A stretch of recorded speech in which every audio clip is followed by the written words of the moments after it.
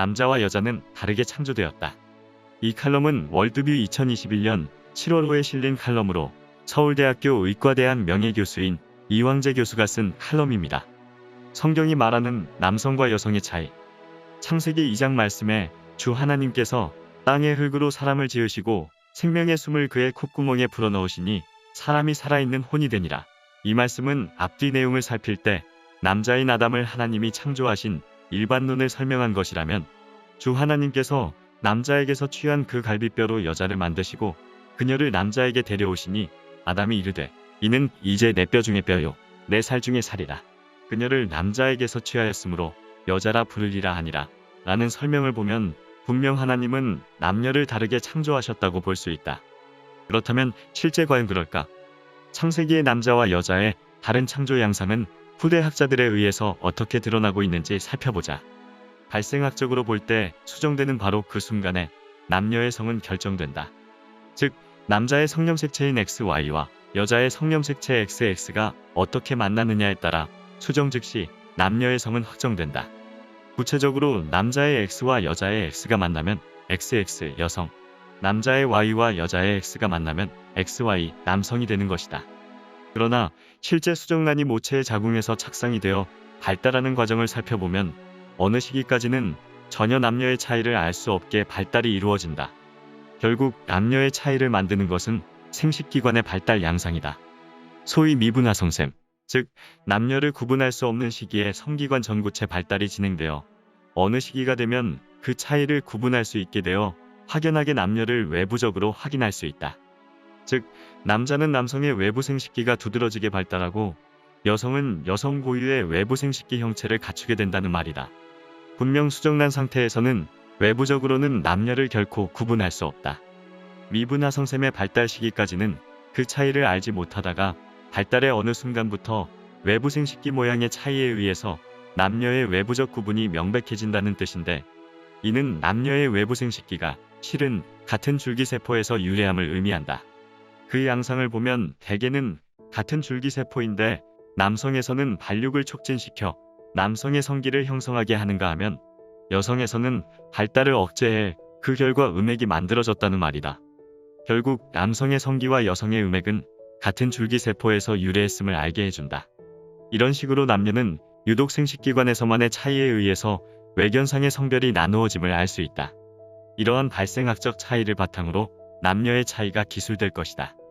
그 이전에 추가로 살펴볼 부분은 수정 전후의 현상이다.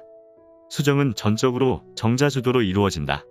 일단 질 속에 사정된 정자의 수는 정상적으로 3에서 5억 개에 이르는데 질 속에서 대부분 희생당하고 극히 소수만이 살아남아 자궁을 통과하는데, 이때 다시 대부분이 희생당하고 오로지 10%인 30에서 50마리만 생존해 나팔관에 진입하여 그중 가장 생존력이 강하고 운동성이 뛰어난 한 마리만 자궁관 팽대부에서 가부좌 틀고 기다리는 난자와 수정을 이루게 된다.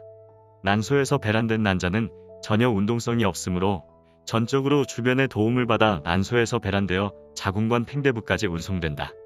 수정 과정을 살펴보면 부지런한 정자가 꼼짝 않고 자궁 팽대부에서 기다리는 난자의 접근함을 알 수 있다. 향후 성경에 기술된 남성과 여성의 역할 차이에 대한 중요한 점들을 암시한다고 할 수 있다. 즉, 성경 창세기의 남자는 죽도록 일을 해 가족들을 부양해야 함을 기술하고 있지만 여성에게는 출산의 고통을 더하신다고 기술되어 있다. 즉, 여성이 먹고 살기 위해 일을 하는 것이 결코 성경적이지 않다는 말이다. 여성에게는 출산이라고 하는 그 어떤 일보다도 의미 있고 중요한 역할이 숙명적으로 짐지어져 있기 때문임을 모르는 이가 없을 것이다. 현대 사회에서는 그 기본 원칙이 깨지면서 가정 해체의 심각한 사회 문제가 시작됨을 알 수 있다. 남녀는 평등하다. 그러나 차이는 있다. 남성과 여성은 평등하지만 결코 동등할 수 없다. 키가 큰 사람과 작은 사람이 어찌 동등할 수 있겠는가? 키가 큰 사람은 큰 사람에 맞는 역할을 하고 작은 사람은 작은 사람에 맞는 역할이 정당하게 인정될 때, 그것이 바로 진정한 평등임에도 그 사실을 종종 많은 사람이 있고 동등하다고 주장하기 때문에 사회의 질서가 일그러지기 시작한다. 남성은 여성에 비해 신체적으로 우월하다. 키가 더 크고 근육량도 더 많아서 힘도 더 강하고 체중도 더 많이 나간다. 그에 맞추어 남성은 여성보다 휴식 상태의 호흡량도 기본적으로 더 많다.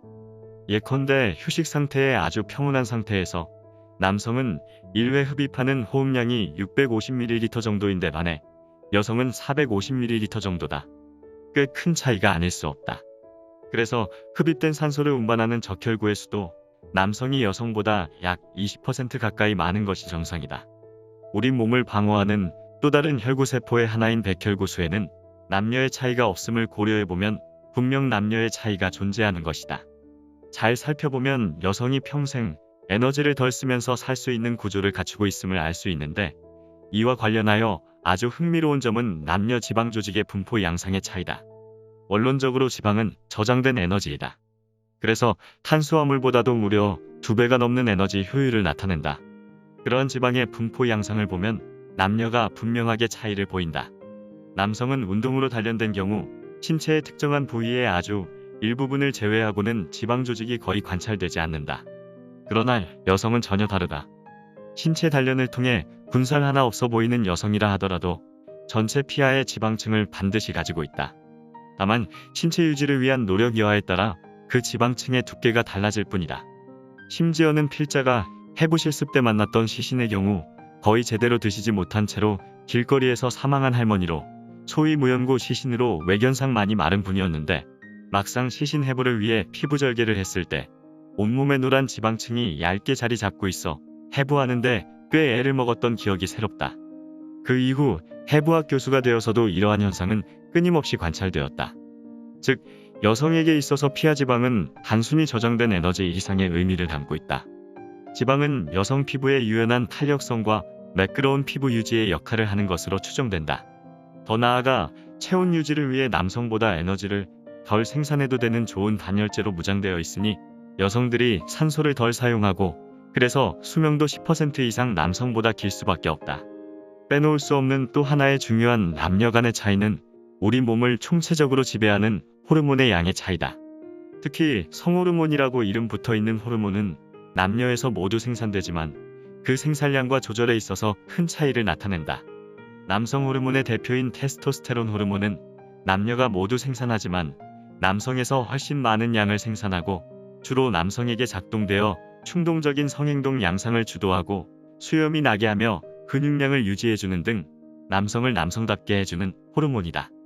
반대로 에스트로겐이라는 여성 호르몬은 남녀 모두에서 생산되지만 여성에게서 더 많은 양이 만들어질 뿐 아니라 남성의 경우 간에서 그 호르몬을 비활성화시키므로 주도적으로 작용하지 못하게 한다. 결과적으로 여성을 여성답게 유지해주고 가임기간에 있는 여성에게는 배란을 주기적으로 가능하게 해주는 생식에 대단히 중요한 호르몬이다. 이상의 차이들을 요약하면 결국은 남성과 여성은 생식기관의 차이가 전부며 근본적 차이라고 할 수 있다.